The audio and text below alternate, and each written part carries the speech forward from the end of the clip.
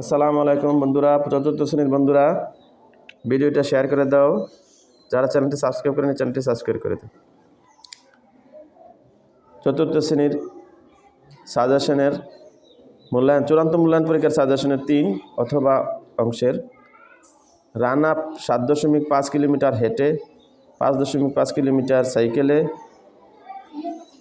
9.5 kilometre বাসে এবং 7/120 kilometre ট্রেনে গিয়ে বাড়িতে পৌঁছে।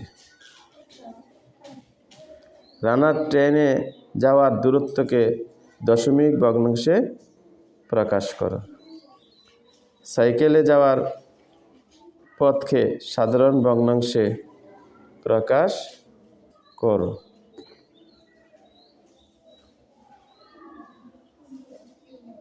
রানা সাইকেলে যাওয়ার অপেক্ষা হেঁটে কত কিলোমিটার বেশি গেছে তা সাধারণ ভগ্নাংশে প্রকাশ কর।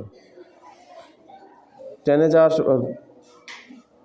কতটুকু গেলে তা সাধারণ দশমিক ভগ্নাংশে আমরা প্রকাশ করবো। ট্রেনে গিয়েছে 7/120 কিলোমিটার, তাহলে আমরা ভাগ করবো 120 7 দিয়ে ভাগ করবো। ভাগ করলে 7কে 7, 12 থেকে 7 গেলে 5, ওই একটা শূন্য নামাবো, ওই শূন্যটা নামাবো। এরপরে 50 থাকবে, 50টা যদি ভাগ করি 7 7 49, 7 গুণ করলে 49, 1 থাকে, দশমিক দিয়ে শূন্য আনলাম, 7 ও 1 7।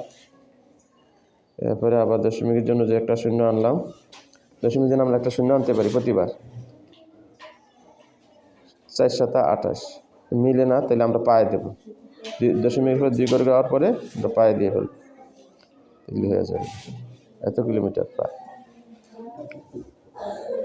তো সাইকেলে যাওয়ার দূরত্বকে আমরা সাধারণ ভগ্নাংশে প্রকাশ করবো। দশমিকের জন্য আমরা দশমিকের পরে 1 ঘরের জন্য আমরা 10 নেব। দশমিকের জন্য একটা 1, দশমিকের পরে যতটা শূন্য থাকবে অতটা শূন্য সংখ্যা থাকবে, অতটা শূন্য নেব। আর দশমিকের পর একটা সংখ্যা আছে 10 নেব। 10-এ আর 55 উপরে নিচে 10 নিলাম, 10 × 55 কাটাকাটি করলে 5 দিয়ে 5 দুগুণে 10, 5 11 55, 2/11। 11কে আমরা ভাগ করলে 2 দিয়ে 5 দুগুণে 10, 1 থাকে। এখন আমরা ওই 1 থাকে, এটাকে আমরা কি করব, 2/1 করে 1 লিখে ফেলব।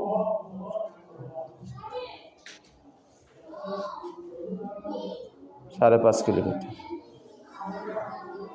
সাইকেলে সাইকেলে যাওয়ারটা শেষ। হেঁটে বেশি গেছেন, সাইকেলে গেছেন 5.5 কিলোমিটার আর হেঁটে গেছেন 7.5 কিলোমিটার। তাহলে বিয়োগ করলে আমরা 2 কিলোমিটার হবে। যা বলছে সাধারণ ভগ্নাংশে দশমিক শূন্য হলে কোনো হিসাব করতে হয় না, দশমিক শূন্য বাতিল করে দিয়ে আমরা